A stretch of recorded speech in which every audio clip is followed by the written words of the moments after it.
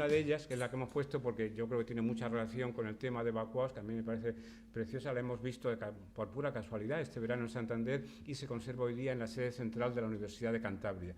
Y en Santander, y la universidad pues nos ha dado todas las facilidades del mundo, ha sido muy cómoda la gestión con ellos, pues no han puesto absolutamente ningún problema y hemos podido utilizarla como reproducción para la portada. Y por mi parte nada más, yo había pensado hablar un minuto, ya llevo 4, con lo cual creo que debo callarme. Las personas que van a intervenir, pues una parte Jesús Fuentes Lázaro, le conocen todos los que vienen habitualmente por aquí, porque es presidente de la Asociación de Amigos de la Biblioteca, también historiador, y en calidad de historiador es por lo que está hoy con nosotros, que hablará del libro de Juan Carlos, posteriormente hablará el propio autor, Juan Carlos Collado, y finalmente cerrará Isabel Herreros, que tuvo mucha relación con José María Ruiz Alonso y que nos hablará del libro en general y también de su vinculación, de su implicación en que este libro haya sido posible. Así que, Jesús, cuando tú quieras, pues es tu turno. Bueno, pues muchas gracias, Alfonso. Muchas gracias a ustedes por venir, porque no sé por lo que nosotros digamos, pero sí por los libros que muchos de ustedes han comprado, será una tarde de la que se acordarán durante mucho tiempo, porque los 2 libros que hoy presentamos son 2 libros extraordinarios, pero ahora que he dicho el calificativo me parece que es insuficiente.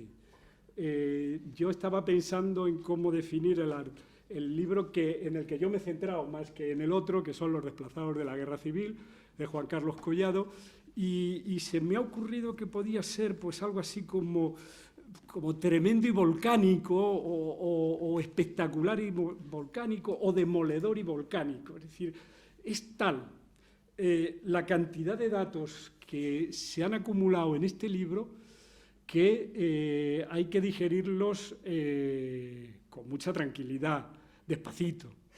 Porque por primera vez, además, me parece a mí que empezamos a tener una idea de la guerra civil en Toledo y su provincia que hasta ahora no habíamos tenido. Yo reconozco que durante mucho tiempo yo hice mi tesina sobre la época de la República, cuando en aquella época se hacían tesinas de licenciatura y luego tesis doctorales. A la tesis doctoral no llegué, pero la hice sobre la República y no me acerqué a la guerra, y pensé en algún momento que la guerra civil española se había limitado solo al Alcázar de Toledo, pero ni hablar de eso. Es mucho más tremendo, mucho más angustioso, mucho más terrible lo que ocurrió en esta provincia, que ahora nos lo describe Juan Carlos Collado muy pormenorizadamente. Por lo pronto, España, y en este caso Toledo, con esta guerra civil, yo creo que va a ser la primera guerra moderna la que se ensayan con nosotros, se ensayan los efectos de esa guerra moderna. Se dan los primeros bombardeos de las ciudades, es decir, se implica de alguna forma no ya a los guerreros, que era un poco el código ético, por decirlo de alguna forma, de la guerra. Solo la guerra era para los guerreros. Bueno, aquí se rompe ese código ético y se implica a la guerra civil como un elemento de desgaste y de confrontación para el enemigo. En este caso, los nacionales lo hacen para debilitar a la República. Es decir, y entran todos, nadie queda excluido absolutamente de esta guerra. Bueno, eso después será lo que veamos en la Segunda Guerra Mundial, solo que ya evidentemente llevado a Europa. Yo tenía muchas cosas apuntadas, pero como somos muchos, efectivamente hay que abreviar. Y quería ofrecerle algo que no fuera lo mismo que se dice siempre cuando se habla de estas cosas. Entonces he estado repasando mucho las crónicas de los reporteros de guerra que vinieron a España, de los reporteros de exteriores, sobre todo Estados Unidos. Bueno, hay una periodista que escribe a Eleanor Roosevelt, la esposa del presidente Roosevelt de Norteamérica, y dice: la guerra de España fue otra clase de guerra. Ella misma, los corresponsales que están en España de cualquier país están viendo que esta es una guerra no habitual, que es otra cosa, que es una guerra distinta. Y esto se lo dice a la mujer, del presidente de Estados Unidos, porque de alguna forma lo que están pidiendo una serie de corresponsales extranjeros es que Estados Unidos trate de intervenir en la guerra de España para parar lo que, según estos, es algo absolutamente extraordinario. Ella misma, en un momento determinado en sus crónicas, escribe más o menos cómo ve ella lo que es ese movimiento de ciudadanos que empieza a producirse y que hasta entonces no se había producido nunca. De sí misma dice: se apoyó en la ventanilla del coche y se puso a mirar a la gente que pasaba. Una vieja que llevaba una gallina apretada contra el pecho, una mujer joven que agarraba un canario y una madre que inexplicablemente se maquillaba mirándose en un espejito. Es decir, este contraste abigarrado de lo que pudo ser todo lo que fue un movimiento de población que hasta entonces no se había dado en ningún sitio. Y me salto otra cita que tenía de Capa. Capa es el gran periodista de la Guerra Civil. Me salto otra cita que tenía de él para reproducir una que habla un poco de cuál es esa situación de la guerra tal como ellos la ven. He visto, dice Capa, a cientos de miles de personas huyendo de la misma manera en dos países, España y China. Capa había sido también corresponsal en China. Y me temo que cientos de personas que ahora viven en otros lugares sin ningún problema y en paz, muy pronto correrán la misma suerte. Es decir, Capa de alguna forma ya anunciaba esta idea de que lo que se está ensayando en España es lo que se va a reproducir después en Europa. En cualquier caso, si se dan cuenta por las citas que estoy constriñendo lo más posible para no alargarme, lo que hay siempre es el caos de un pueblo en movimiento, de un pueblo en marcha. La gente, lo verán en el libro, la gente no sabe dónde ir, se echa a la carretera, salen porque tienen que ir a algún sitio, pero en ese sitio nadie les está esperando. Entonces van, en otras ocasiones vuelven, según se mueve el frente, y eso es una de las tesis básicas del libro, se va moviendo la población en una determinada dirección o en otra. Yo he sabido que el autor es de El Casar de Escalona, de Madrid, pero sus padres proceden del Casar de Escalona.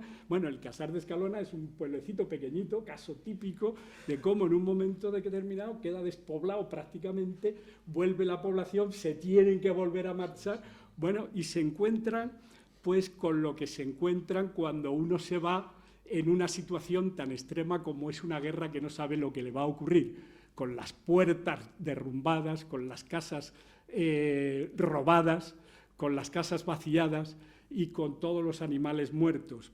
En otro momento, y sigo para no enrollarme demasiado, Adam Hochschild, que ha escrito un libro magnífico, escribe: los republicanos fusilaban habitualmente a los oficiales nacionales por considerarles irrecuperables, pero a los soldados reclutados en general les dejaban vivir. En el otro bando, los nacionales ejecutaban sistemáticamente a los oficiales capturados, así como a muchos de los soldados reclutados, sobre todo a los internacionales. Es decir, unos seleccionaban, los otros no distinguían. De tal manera que en un momento determinado, da unos datos Juan Carlos, en Talavera había algo así como un censo de población de 16.500 personas. Con el primer exilio, con el primer movimiento, porque hay varios movimientos, la población queda reducida a 5.000. Imagínense el movimiento que ha ocurrido en Talavera de la Reina. Luego esto cambiará, porque, como bien describe el autor, vendrán otras gentes de otros pueblos, de Ávila, de Extremadura, a Talavera, huyendo también de los peligros del frente. Yo he buscado otra cita que les pudiera servir de pista, porque luego Juan Carlos hablará realmente del libro y yo no pretendo ocupar el lugar del autor, sobre todo cuando ha supuesto un trabajo tan importante. Hay una novela, Juan Carlos utiliza mucho las novelas, bueno, Juan Carlos utiliza todo tipo de documentos, novelas, periódicos, documentales cinematográficos, es decir, no es una historia al uso a la que estamos acostumbrados los historiadores, es una historia de un historiador, de un sociólogo y de un reportero periodístico, porque todo le sirve. Bueno, pues hay una novela, decía, de Juan Iturralde, que se llama Días de llamas, y que en un momento determinado describe qué es lo que pasa en Toledo cuando el Alcázar está a punto de caer. Él dice, y solo es un resumen de lo que dice, las calles desiertas hundidas en un silencio, las calles de Toledo, evidentemente, en un silencio y un misterio ominoso, con sillas abandonadas, cartucheras, un perchero del que colgaba una sombrilla, una mecedora que se bamboleaba como si aún estuviera sobre ella el viejo que lo había usado, una cama a medio desarmar. Y continúa en ese mismo párrafo, dice, nos vamos hacia la estación de Algodor. Caminaba un hombre con un colchón atado por una correa. A su lado una muchacha empujaba una carretilla con una máquina de coser y unas mantas. Más allá una mujer arrugada por el sol, con un saco lleno de bultos puntiagudos y un niño tirando de una cabra. Bueno, estos son los espectáculos que se ven todos los días cuando se produce el exilio en casi todas las carreteras de España. Hay otro mucho más terrible, que no he traído la cita, es en la zona de Cataluña, cuando van por la carretera hacia Francia, que un avión realmente les ametralla a todos. La cita, como era tan dura, he preferido no cogerla. Simplemente les cito el dato porque ocurrió realmente. Y bueno, en Iturralde, en la novela, dice, en otros momentos nos alejamos de la gente que se apelatonaba en el andén principal. Se iban a formar 2 trenes para transportar a los evacuados. Ellos al final, los personajes protagonistas de la novela, deciden no esperar a que se formen los trenes, sino que en el primer tren que pasa por Aranjuez, exactamente, se introducen en un tren que va lleno de animales. Ellos se introducen entre las ovejas y gran sorpresa cuando descubren que está lleno de gente también, o sea, ovejas y mucha más gente de la que ellos pensaban. Bueno, y decía que esto de los trenes de transporte me lleva a otra cosa que también es básica y primordial, y es que en esta primera guerra, que se convierte en un ensayo de lo que va a ocurrir en Europa, también en España se crea un movimiento pionero, que es el de atender a los evacuados. Es decir, la República, de alguna forma, entiende que tiene un problema y que tiene que ser solidaria con esa gente que está siendo evacuada forzosamente por el movimiento de las tropas y que tiene que responder a la desesperación de esa gente. Y crea una serie de organismos que van a servir de precedente para los que luego se van a crear en otros movimientos posteriores y en otras guerras posteriores. Juan Carlos también lo resume en su libro, bueno, lo anticipa en su libro y lo constata en su libro.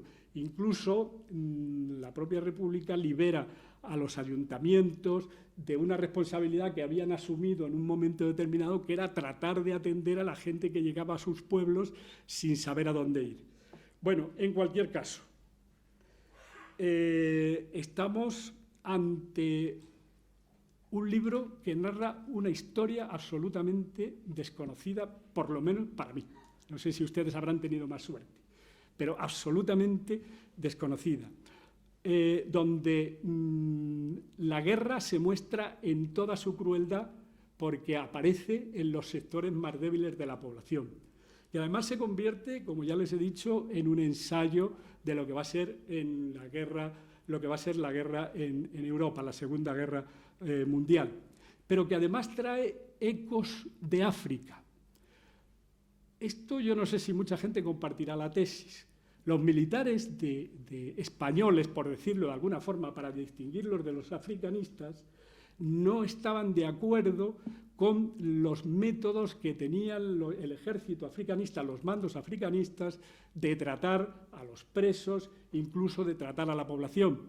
Los africanistas, en cambio, eran partidarios del exterminio total y absoluto, que era lo que habían aprendido precisamente en África, que era lo que se había ensayado en África. Es decir, no solo el ejército español, el ejército francés, el ejército alemán, el ejército inglés, el ejército holandés. Son maravillosas por terribles las historias que nos cuentan del famoso rey Leopoldo de los belgas, que nadie habla de él, y por supuesto lo que se nos cuenta en la novela El corazón de las tinieblas de Combra, que no es ni más ni menos que una transposición novelada de los hechos reales de lo que estaba ocurriendo en el África colonial. Bueno, pues esto también pasa en España, es decir, hay una división a la hora de tratar de implicar a los ciudadanos entre los africanistas, militares africanistas y los otros tipos de militares.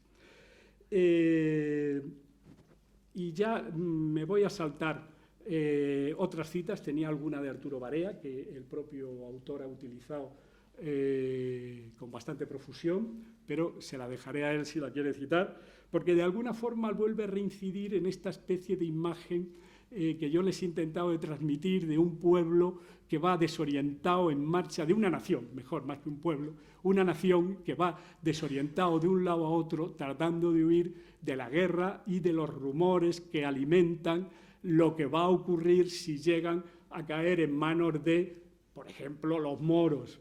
Es decir, se convierten en una especie de leyenda temeraria de lo que va a ocurrir cuando lleguen estos personajes. Si han visto recientemente pues, la película de Amenábar, habrán visto que alguna referencia se hace de este hecho, de este acontecimiento terrorífico. Y es que, de alguna forma, el ejército que acompañaba a Franco de moros tenía licencia para hacer lo que quisiera y, sobre todo, para llevarse el botín que quisieran, porque era lo que les justificaba su presencia en la guerra de España. Y dicho esto, termino ya, ahora ya sí. Repito, el libro es un cuadro. Yo le he comparado con el cuadro del Greco, según venía para acá, La tempestad del Greco, pero solo que ahí no hay elementos naturales, quiero decir, no hay sol, no hay lluvia, no hay nubes. Hay solo, en este cuadro que pinta Juan Carlos Collado, personas matando a personas de manera absolutamente irracional. Esto es lo que cuenta este libro. Repito, todo, absolutamente todas las posibles fuentes están ahí, y eso hace que al final el cuadro sea aterrador, aterrador, y que crea un cierto sabor amargo. Bien, es verdad que la historia está para que no se repita, y este libro nos enseña, o sirve para enseñarnos, que hay cosas que conviene que no repitamos nunca más, porque aunque para muchos la guerra civil esté muy lejos, realmente se está produciendo guerras de este tipo, como las que se ensayaron en España en otros sitios mucho más cercanos.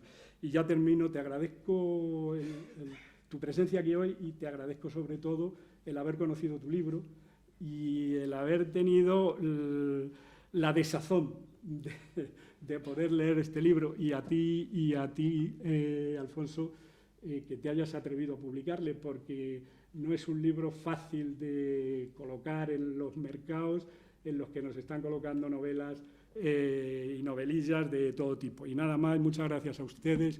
Espero no haberles aburrido y espero que el autor cuente mejor que yo lo que ha intentado en el libro. Nada más y muchas gracias.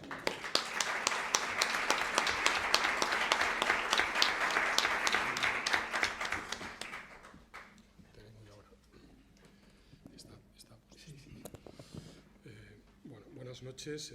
Primero dar las gracias. Está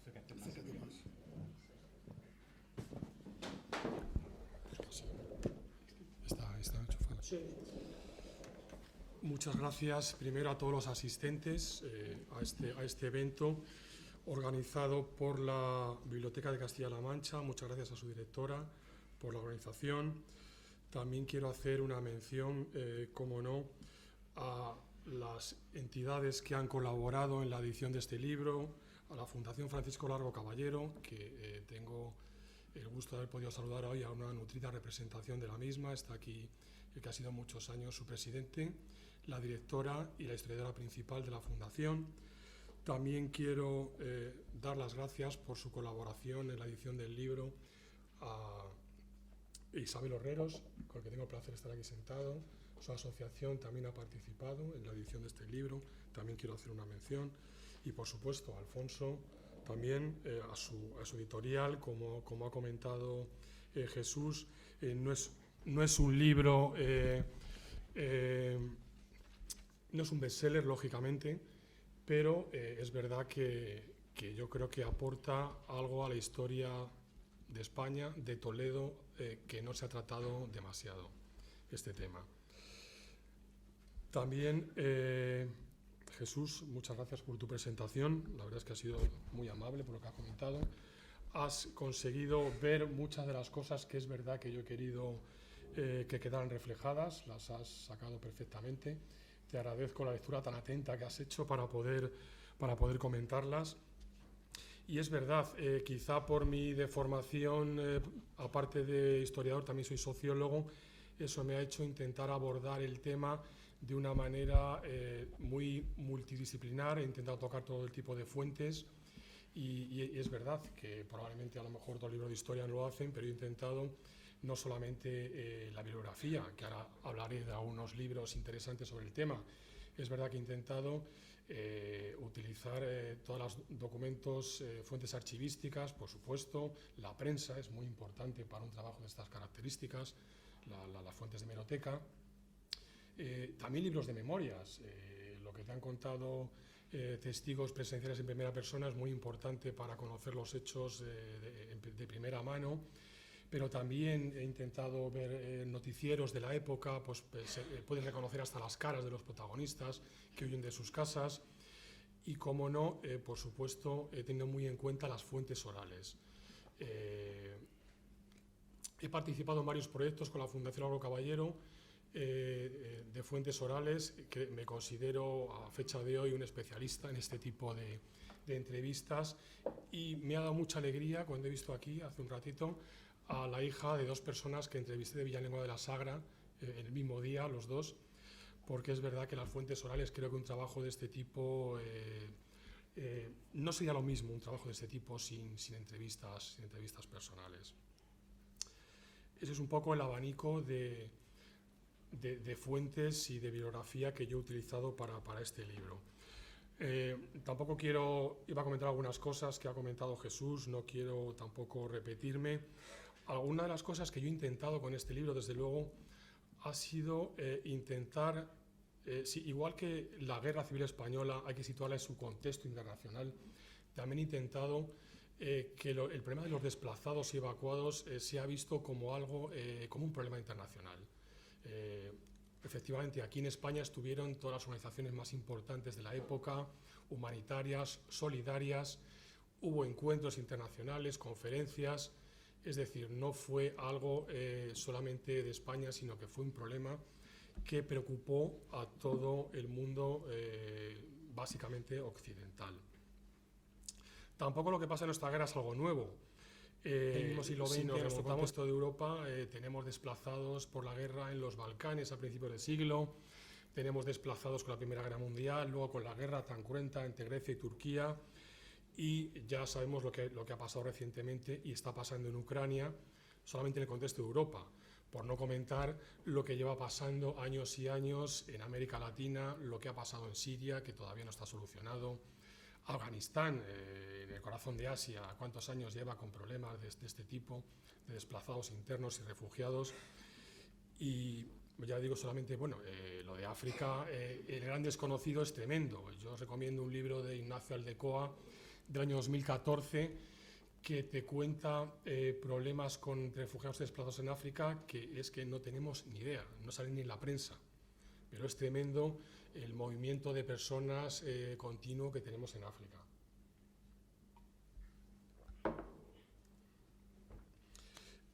Efectivamente, ha resaltado muy bien Jesús el tema de los bombardeos.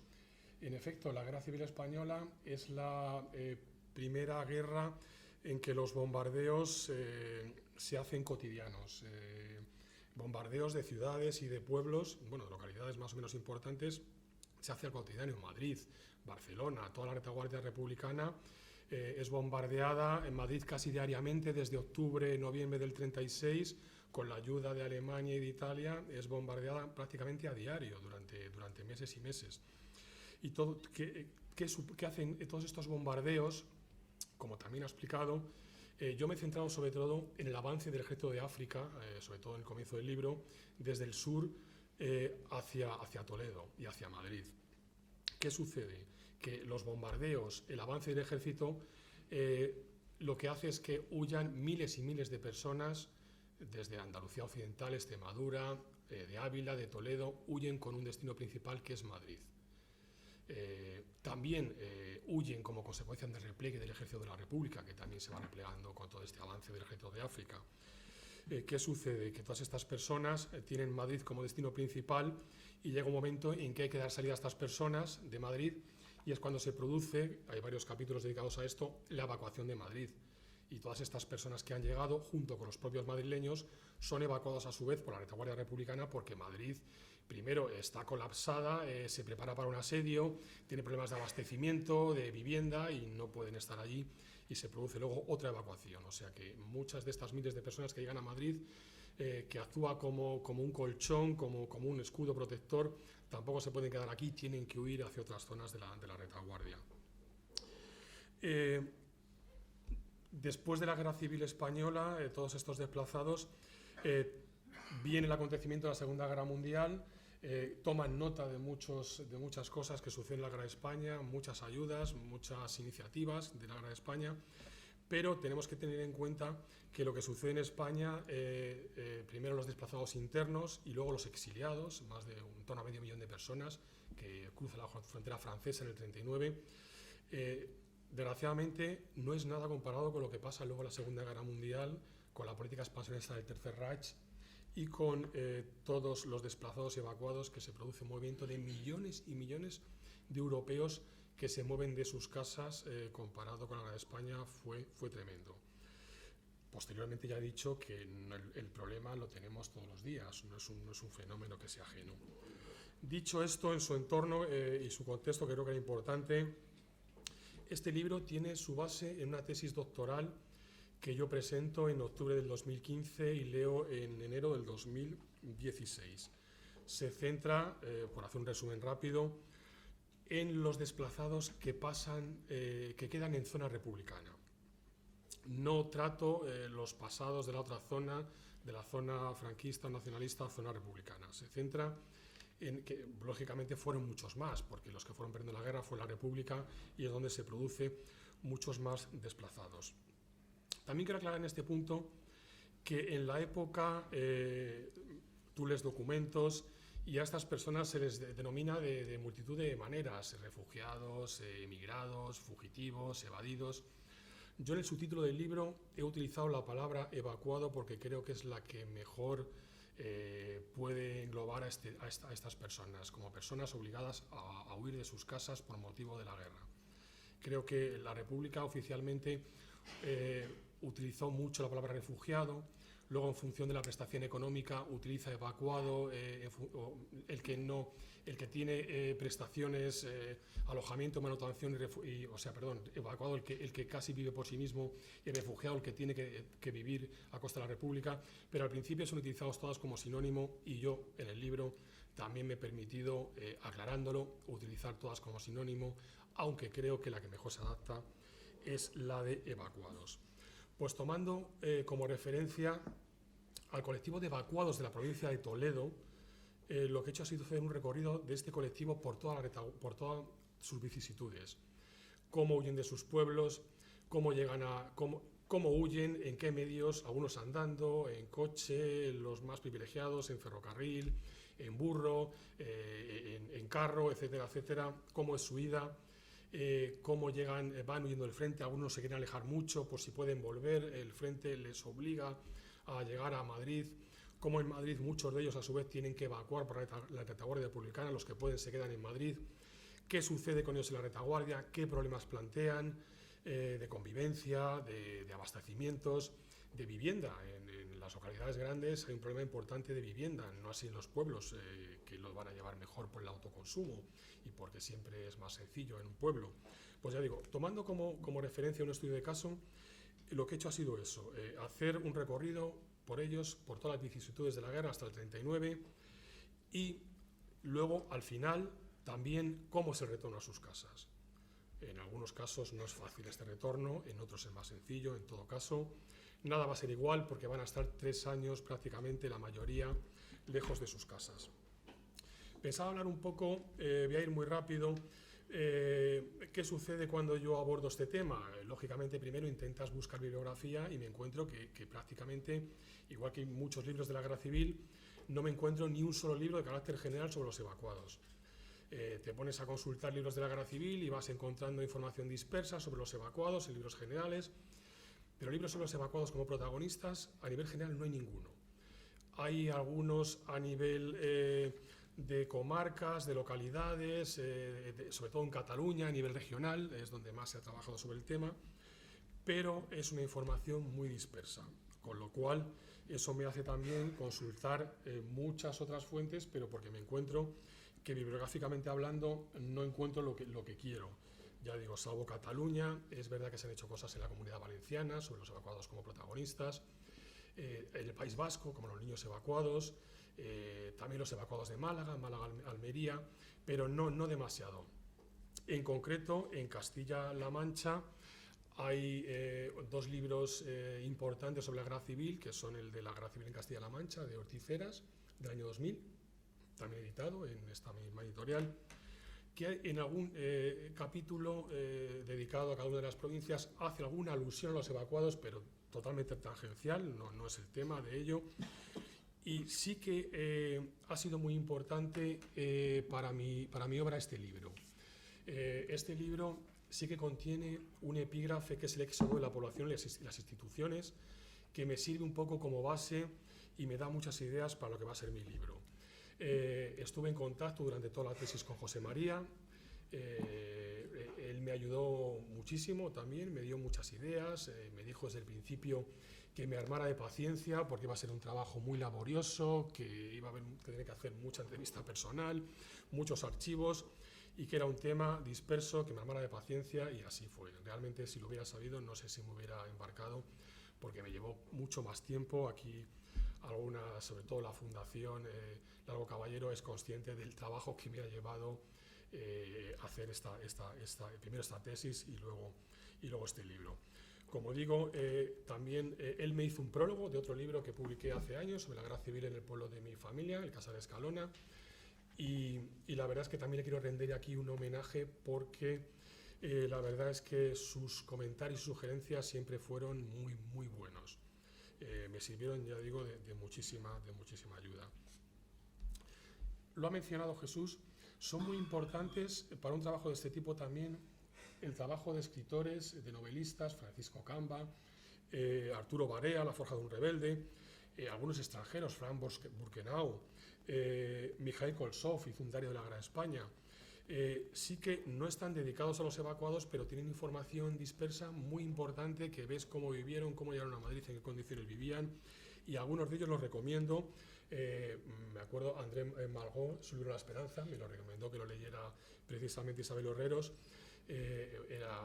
Estuvo en España como corresponsal, pertenecía al Partido Comunista, y desde luego algunos comentarios de estos libros, que para mí son algunos joyas literarias, han sido buenísimos para mi trabajo y os recomiendo que lo leáis. Con todo, como ha dicho Jesús, archivos bibliografía, los carteles, no los he mencionado, los carteles en la época los podemos considerar pues los anuncios de hoy en día. Hay algunos referidos a la evacuación buenísimos. También los he utilizado porque dan mucha información y muchos mensajes muy interesantes para un trabajo de este tipo.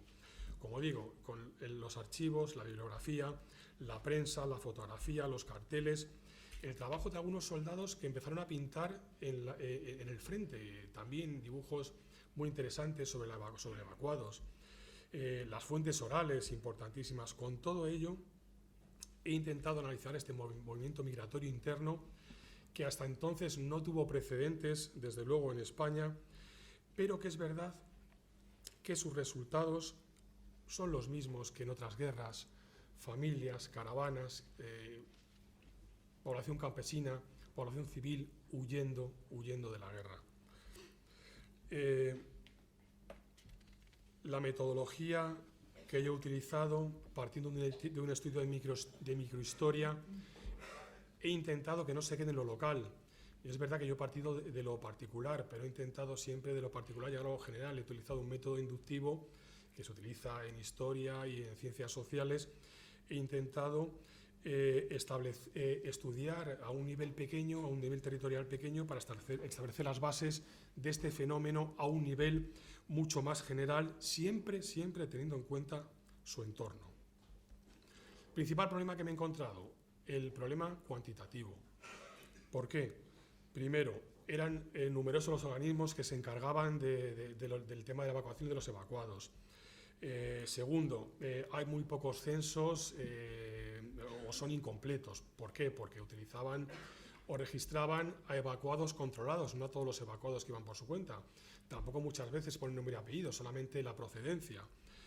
Si a esto le tenemos en cuenta también los cambios de municipio de los evacuados, pues nos podemos hacer una idea el problema que es establecer, cuantificar el fenómeno, aunque dentro de la limitación de fuentes lo he intentado.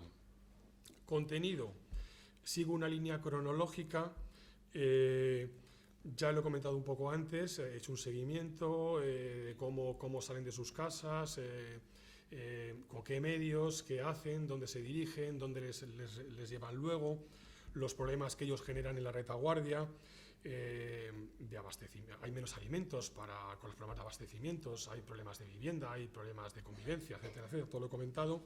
Sí quiero resaltar, sobre todo, en el aspecto cualitativo, dos aspectos. Primero, la manera que tienen de evacuar y cómo son instalados en Madrid o en la retaguardia. Quiero destacar eso, cómo se produce el retorno luego a sus casas. Y luego, en el aspecto cuantitativo, pues sobre todo en el 38 ya sí que tengo datos de una muestra considerable y consigo dar unos datos bastante fiables, que todavía había un 30% de población fuera de sus casas, para que nos hagamos una idea de la envergadura del problema en el norte de la provincia de Toledo, que fue la que pasa a zona franquista o zona nacionalista al principio. También he querido mantener en el trabajo un preliminar que utilicé en la tesis, porque consigo delimitar en su contexto internacional el fenómeno, que para mí, ya digo, ha sido desde el principio muy importante, que no se vea como un hecho aislado, ni la Guerra Civil Española, ni el problema de los evacuados. Y entonces, todas estas conferencias, eventos que se celebran, he querido resaltarlo y por eso he mantenido este preliminar. En definitiva, y para terminar, quería sobre todo decir que estos evacuados forzosos, que se marchan muchas veces sin nada de sus casas, con lo puesto, van a encontrar en ocasiones muchos problemas para instalarse en la retaguardia, sobre todo en las ciudades, en los pueblos va a ser mucho más sencillo. Resaltar también el impacto demográfico que producen, tanto en el origen como en el destino. Y, sobre todo, una de las hipótesis que yo planteo y creo que he conseguido demostrar es que, sin olvidar la importancia de partidos políticos, de sindicatos, de organizaciones humanitarias, solidarias, que fue muy importante toda la labor en evacuación y con los evacuados que hicieron los sindicatos, por ejemplo, pero también organizaciones humanitarias como la Cruz Roja o el Socorro Rojo Internacional, Solidarias, etcétera, etcétera. Sin menoscabar toda esta ayuda, yo quiero, y teniendo en cuenta la atención y ayuda tan limitada que tienen todavía estas personas hoy en el siglo XX, quiero decir que creo que se consigue demostrar en el libro, como ha dicho muy bien también Jesús, que la labor que hizo la República en esa época fue una excepción de lo que tuvimos en esa época y lo que vemos en la actualidad. Esa labor, esas políticas sociales y sanitarias, esos organismos que crea hasta ese momento inexistentes, hubo comedores específicos para refugiados, hubo hospitales para refugiados, en las zonas donde los refugiados evacuados pasaban, les hacían un reconocimiento médico, llegaban al destino sabiendo si estaban enfermos o estaban sanos, etcétera, etcétera. A la vez que la legislación tan importante y tan profusa que hizo la República, creo que es digno de tener en cuenta, muy avanzada socialmente para su tiempo y precursora de este tipo de ayudas. Intenta acercar al lector este libro, ya para terminar, a uno de los hechos más dramáticos de nuestra guerra, que sigue de actualidad. No tenemos más que abrir la prensa, como he dicho antes, lo de Ucrania, lo de Siria, etcétera, etcétera. Es verdad que no es la misma protección la que tienen los evacuados de nuestra guerra. Tenemos que considerarlos, como actualmente lo considera la ONU, desplazados internos. No es lo mismo que refugiados. Los refugiados han pasado una frontera estatal y tienen más convenciones que les apoyan y más apoyo económico que los desplazados internos, que es como podemos homologar a nuestros evacuados, que tienen mucho menos apoyo económico y tienen mucha menos protección económica. Eso quiero resaltarlo porque aún hoy están bastante desprotegidos. Creo que este fenómeno hoy en día tiene mucho interés historiográfico, pero existe un problema sobre cómo ayudarles. Y para terminar, Europa creo que no puede estar impasible ante este fenómeno, sean desplazados internos o refugiados. Como deja dicho Sami Neir, como sabréis muchos de vosotros, es un sociólogo, politólogo y filósofo francés de origen argelino, es hora de construir otra Europa, leo textual, el modelo social civilizado, la voz universalista en el mundo, la solidaridad. Esta Europa que hubiera podido aliviar la vida de millones de víctimas inocentes de conflictos que les superan y que piden socorro, niños, mujeres y hombres. Del modo en que se gestione el problema dependerá el camino elegido por Europa. Y yo quiero aquí lanzar este mensaje por la poca protección que siguen teniendo en la actualidad los denominados desplazados internos evacuados de nuestra guerra. Nada más, muchas gracias.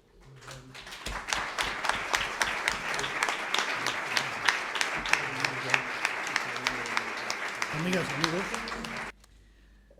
para mí siempre es un placer venir a Toledo en estas circunstancias, sobre todo a la presentación de un libro. Toledo es mi ciudad y, bueno, luego este edificio también tiene connotaciones durante muchos años negativas y, bueno, pues desde la existencia de la Biblioteca Regional yo creo que se han ido más o menos transformando esas reminiscencias. Cuando Alfonso me planteó la presentación de los dos libros que han salido, se han editado casi al tiempo,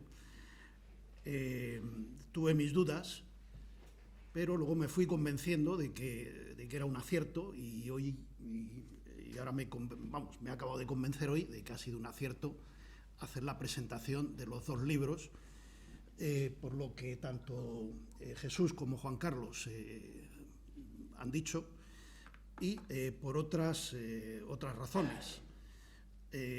Ha sido, yo creo que, un acierto esta portada de la que hablaba antes Alfonso, del pintor Luis Quintanilla, además unos cuadros que estuvieron muchos años perdidos en Estados Unidos, hasta que una historiadora, empezó a hacer una tesis doctoral también, pues se empeñó en recuperarlos y finalmente se recuperaron y volvieron a España estos cuadros que habían quedado allí.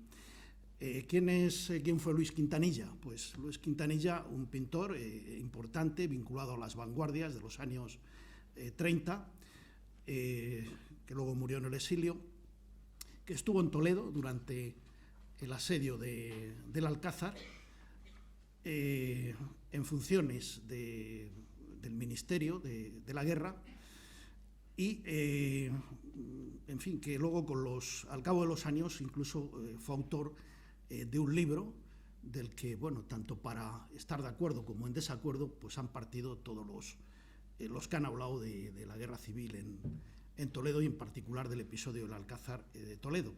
Un libro editado en París que se llama Los rehenes del Alcázar de Toledo.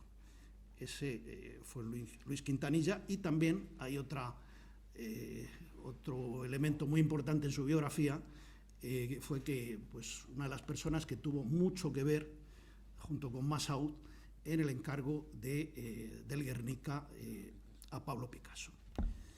De manera que, decía Juan Carlos antes del término de evacuados. Tengo que decir que esa era la terminología que yo he escuchado en mi familia durante toda la vida.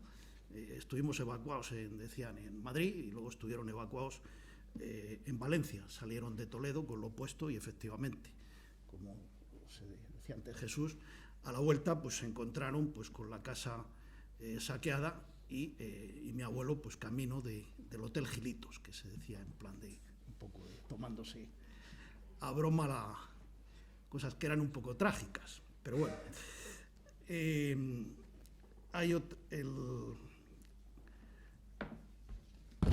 Quería citar esto porque hay veces que en fin, es para reconocer las dificultades que tuvo Juan Carlos al hacer el libro. O sea, una carrera contra el tiempo, porque iban desapareciendo los protagonistas, las fuentes orales. El viernes, pues el periódico El País, en los obituarios, nos hablaba de la muerte de María Jesús Martín Ampudia. María Jesús Martín Ampudia, bueno, casi todo el artículo está dedicado a la vinculación de esta mujer, una toledana, con Juan García Hortelano. Era la mujer de Juan García Hortelano, pero era una toledana, hija de Vicente Martín Ampudia, un dirigente importante de izquierda republicana en los años 30, y que también fue secretario del Gobierno Civil. Fueron desplazados inicialmente a Ocaña y luego pues a Madrid. Y bueno, pues de niña pues vivió las vicisitudes de ser hija pues de un represaliado que pasó muchos años en la cárcel, y estas vivencias tanto de la guerra como, en fin, esa condición de evacuados, porque luego vino también la condición del destierro para muchos dirigentes republicanos. Pues la verdad que era una fuente privilegiada, la memoria que tenía esta mujer, y hay que decir que efectivamente es una de las personas que aparecen en el libro.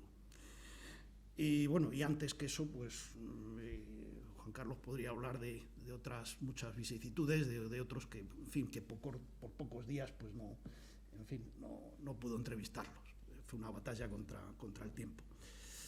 Pero bueno, vamos a lo que me obliga a mí hoy aquí, que es hablar de la guerra civil en la provincia de Toledo, de José María Ruiz Alonso, que es la segunda edición de un libro, como se ha dicho, editado en 2004, a su vez procedente de una tesis doctoral muy laboriosa, muy rigurosa, muy seria, muy solvente, y que cubrió pues una laguna casi oceánica, porque incluso al día de hoy seguimos estando muy escasos en esta tierra de bibliografía relacionada con la guerra civil, con la República y con el franquismo.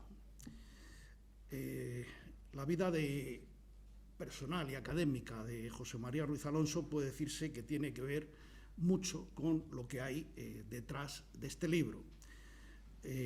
Antes de que ese proyecto fuese tomando cuerpo y de que recorriera todo ese camino de la investigación hasta la obtención del grado de doctor, de presentar su tesis doctoral en la Universidad de Castilla-La Mancha, pues hay una trayectoria personal en una persona que, en fin, pues de mi generación, de la que no nos podemos sustraer.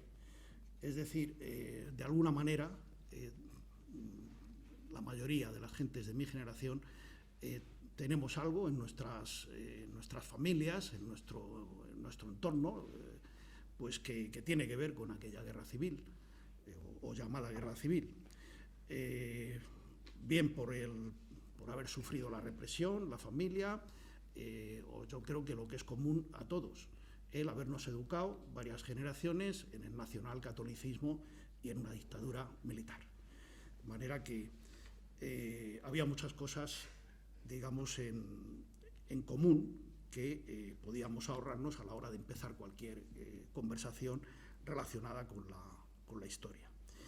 Antes de definir su vocación hacia la historia contemporánea, José María hizo ciencias políticas, lo que yo creo que le dio una base muy sólida a la hora después de abordar la tesis doctoral, a la hora de establecer gráficos, en fin, y tratar de llevar a las páginas, en algunos casos con esquemas, en otras de otra manera, los siempre complicados y procelosos datos, una vez que se verifican, para entender los conflictos, los intereses y las luchas políticas y sociales de los años 30. Es decir, esa preparación técnica le vino muy bien. Creo que nos conocimos a principios de los años 90 en unas comidas, tertulias que organizaba José Manuel Sabín, un historiador, uno de los primeros en hacer investigaciones relacionadas con Toledo, y la idea era impulsar investigaciones sobre la Segunda República, la Guerra Civil, el franquismo, etc. Para no solamente hacer frente a esa laguna bibliográfica que había tan tremenda, sino también abordar también la contestación a mucha bibliografía que había, que procedía del franquismo y en particular con el mito del Alcázar de Toledo.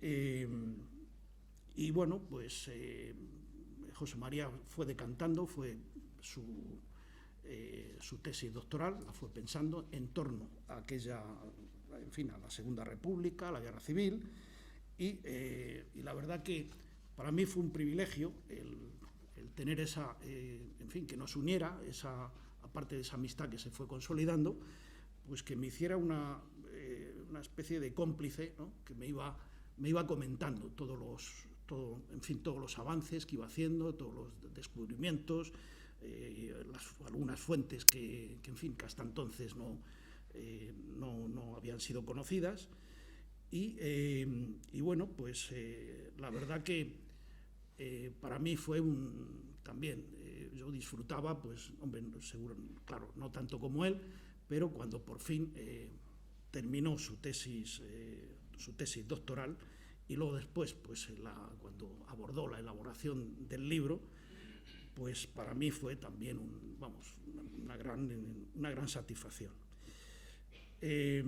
Otra faceta fundamental en la vida de José María fue la docencia, la enseñanza, y como profesor, como catedrático del Instituto El Greco, donde yo creo que ha sido uno de esos profesores que dejan en bastantes alumnos, dejan buenos recuerdos, y también en muchos de sus compañeros por ese talante humanista y liberal que tenía para relacionarse con personas que en muchos casos podían estar en las antípodas de su forma de pensar. Yo creo que las páginas del libro que hoy presentamos yo creo que cumplieron con bastante satisfacción las pretensiones de su autor.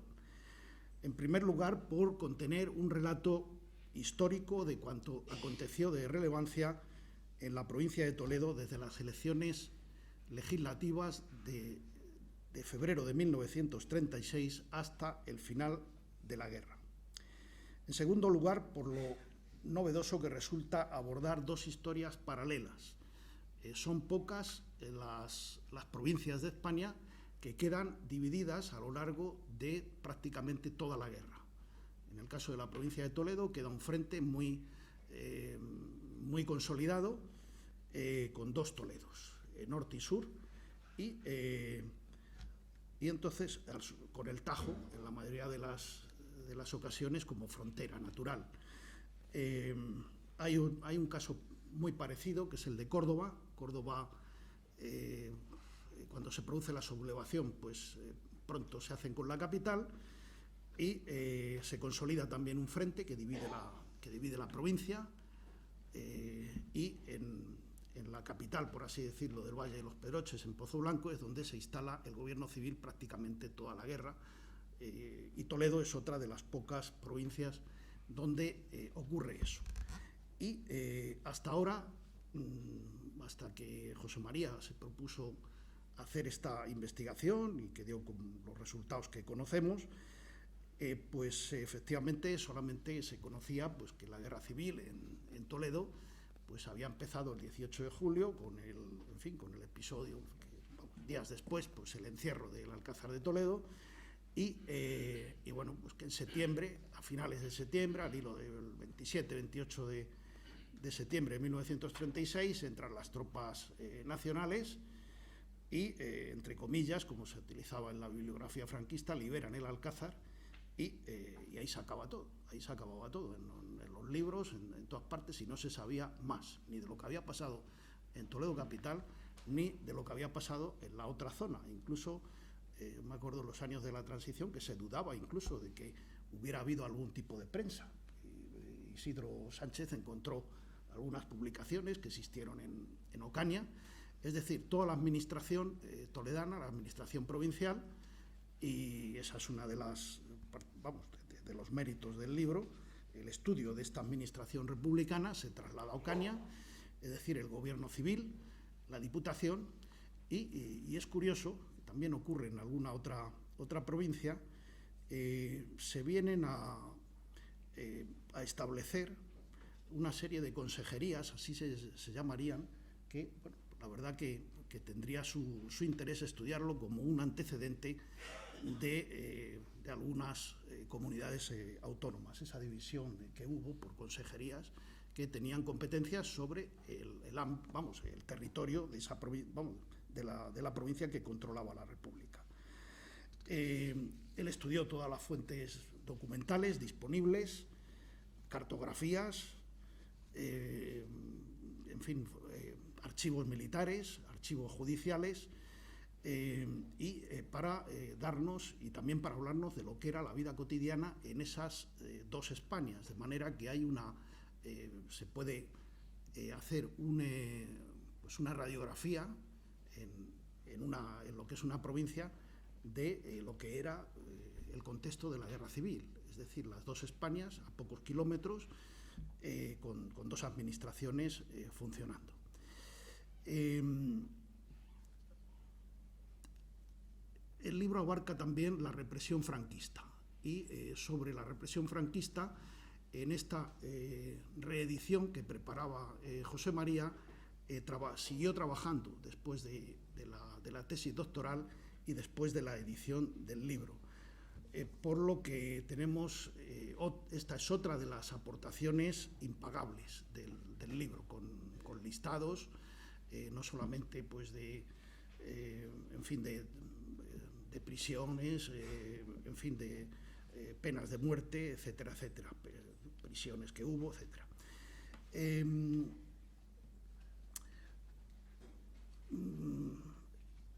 posicionamiento, la verdad que otro aspecto, otra dificultad añadida que tuvo el libro de José María fue, y que sigue teniendo al día de hoy, estos libros en una provincia como la de Toledo. Es esa equidistancia que se ha instalado en las administraciones. Es decir, hay una dificultad importante para la edición de libros. En eso pues, hay que agradecer la constancia de Alfonso con su editorial, porque efectivamente hay libros que si no los edita Alfonso González Calero y la editorial Anil, no los editaría nadie. En otras provincias, en otras comunidades autónomas, pues hay una predisposición, hay ya tradición de muchos años de las instituciones de apoyar este tipo de... porque es historia contemporánea de nuestro país, y en el caso de que hay estas lagunas, pues es muy necesaria. Pero esa equidistancia de las administraciones, sean de un color o de otro, pues hablan de que no hay que reabrir heridas, como si la historia fuese, en fin, no tiene nada que ver, o esto no interesa a nadie, nos dicen también, etcétera. Es una forma un poco perversa de impedir el conocimiento de nuestra historia con el argumento de que ya está todo investigado, nos dicen, y que es mejor gastar el dinero, en fin, utilizan un argumento muy socorrido, que es mejor gastarlo en hospitales, en fin, o en colegios, en fin, que además eso pues da clientelismo político. Los hospitales, en fin, y los colegios pues hay que construirlos porque es una obligación del Estado, pero también una obligación del Estado es la educación y es la cultura, y también la historia, efectivamente. Y bueno, pues esos argumentos pues los estamos escuchando aquí en Toledo en fechas recientes, y los vamos a seguir escuchando a propósito de la ciudad visigoda, de la Vega Baja. De manera que en fin, bueno, pues, algunos tratamos de combatir esos argumentos, pero bueno, pero es que son ese tipo de... Nos hablan del progreso también, en fin, bueno, son los mismos argumentos, en fin, con distinto... es otro tema del que se trata, pero los argumentos vienen a ser los mismos. Los discursos populistas en general de cualquier signo desprecian la cultura, desprecian la historia y utilizan las necesidades de quienes tienen dificultades, para utilizar este tipo de argumento y para orillar y, en definitiva, los trabajos de investigación relacionados con la República y con la Guerra Civil y con el franquismo. He realizado estas consideraciones para señalar esas dificultades con las que se encontró José María, ya voy terminando, la falta de apoyo institucional a la hora de realizar su tesis, cuando lo normal hubiera sido que esa tesis y el libro pues hubiera contado con un importante apoyo oficial, y que también lo hubiera podido compatibilizar mejor con su trabajo. En otros países pues nos dan envidias esa consideración que tiene la investigación en el ámbito académico y en el ámbito universitario. A pesar de todo, y con la capacidad de organización y disciplina que tenía nuestro amigo José María, consiguió un resultado extraordinario, que es el que reflejan estas páginas y los anexos documentales que van en un CDI. Constituyen una de las mejores monografías de la Guerra Civil que se han realizado en España en un ámbito provincial, y que al día de hoy es una base muy sólida, muy rigurosa para encarar una actualización necesaria y de conjunto junto al resto de investigaciones locales y sectoriales que se han publicado en los últimos 20 años. A los familiares de José María, a Maribel, dedico también pues, parte de este homenaje, y con todo mi recuerdo pues, emocionado a José María Ruiz Alonso, porque sin este apoyo de la familia pues tampoco no hubiera sido posible el que hoy viéramos este libro. De manera que, en fin, muchas gracias a la Biblioteca Regional por acoger la presentación. Gracias, Jesús, y bueno, gracias a todos ustedes.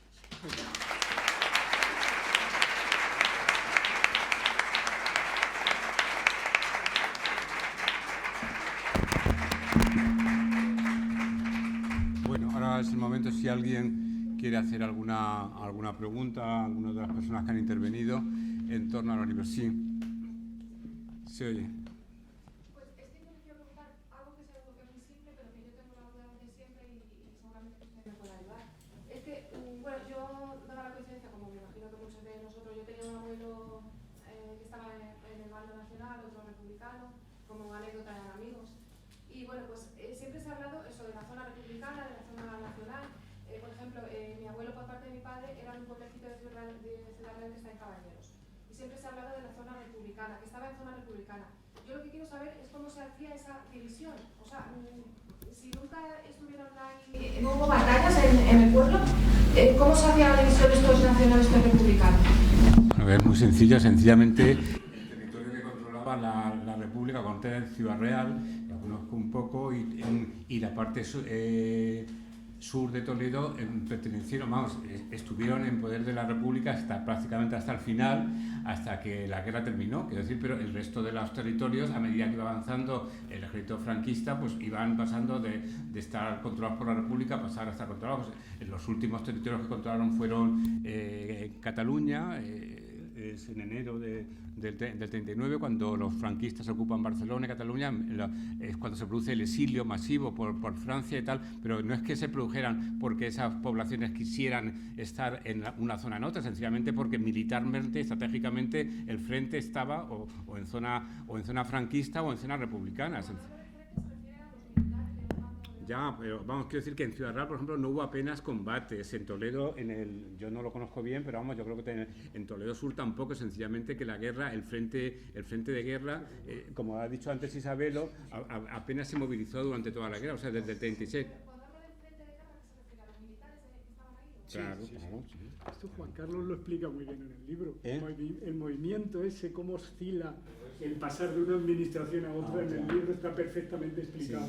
Sí, Juan en Carlos Toledo, lo hace que muy se bien. conoce poco, hubo algunos combates. Pero entonces eso era por provincias, quiero decir, cuando ya se recuperaba, por ejemplo, Ciudad Real, se recuperaba Ciudad Real y la provincia. No necesariamente. Lo que pasa es que en el caso de Ciudad Real, Ciudad Real capital, cae en manos de los franquistas muy al final, el 28-29 de marzo del 39, cuando ya se hunde, cuando la República ya definitivamente se hunde, ¿no? Entonces, el resto de la provincia, yo creo que la zona sur, la que tú has mencionado, vinculado con el norte de Córdoba y tal, quizá había caído antes, anteriormente, pero el resto de la provincia permaneció dentro del territorio republicano, en el sentido que los franquistas no habían conseguido hacerse con ese territorio, ¿no? Entonces, pues en base a eso estuvo en zona republicana la provincia de Ciudad Real y el sur, todo el sur de la provincia del Tajo hacia abajo, todo el sur de la provincia de Toledo y tal, igual que Albacete, también estuvo en zona republicana, Carmen Sabien, hasta el fin.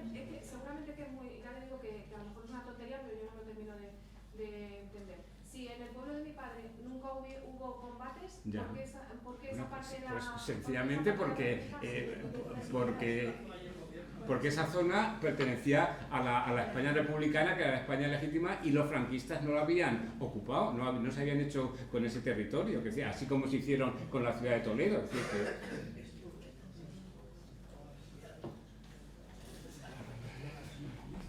sí. Me va a dar tiempo a leer el libro de los desplazados, habla de los desplazados a Madrid. Sé que, por ejemplo, en los Llévenes hubo desplazados de pueblos de alrededor de Talavera. ¿Tiene también esto en los pueblos de Toledo? Sí, a ver, los Llévenes fue retaguardia republicana, como comentaba esta señora. Antes, efectivamente, el sur de Toledo queda en zona republicana durante prácticamente toda la guerra, excepto luego en la parte de la Jara, que sí que en el 38 pasa a zona nacional por unos combates, un frente que se crea ahí, pero esa zona de los Llévenes, zona republicana, también acoge a evacuados de otras zonas. ¿Qué sucede? Los toledanos, mientras tuvieron opción de hacerlo, prefirieron estar evacuados en el sur de la provincia de Toledo o en zonas lo más cercanas posible a su zona. Mi familia estuvo evacuada en el Romeral, en un pueblo de la Mancha toledana. ¿Por qué hicieron el Romeral? Pues porque estaba cerca de Madrid, intentaron alejarse lo menos posible de sus zonas. Cuando estos pueblos ya cercanos a Madrid no pueden acoger más evacuados, pues ya empiezan a derivarles desde la evacuación de Madrid hacia Murcia, Levante, perdón, Valencia, Castellón, Cataluña, Almería y otras zonas de la costa mediterránea. Fue zona, efectivamente, los Llévenes de acogida de evacuados. Sí, únicamente decirle que en el caso de evacuados de Toledo capital, que fueron muchos, tiene que ver con los acontecimientos que ocurren los días 27 y 28 de septiembre, cuando están entrando ya las tropas de Franco en Toledo. Entonces, en algunos casos, la gente que quiere salir de Toledo, hay algunos que directamente no pueden salir. Por ejemplo, la gente que quería salir hacia Madrid por la vía Aranjuez, pues de lo que es el casco de Toledo, pues tienen dificultad. La mayoría de los que se van hacia primero Algodor, luego Aranjuez y luego a Madrid, pues prácticamente se marcha casi todo el barrio hoy conocido como Santa Bárbara, entonces Barriada de la Estación se llamaba. Del casco, pues hay algunos que salen al principio, en los primeros momentos, por el puente San Martín. Luego les empiezan a tirotear también, igual que al puente Alcántara. Hay gente que cruza el río por el barco Pasaje.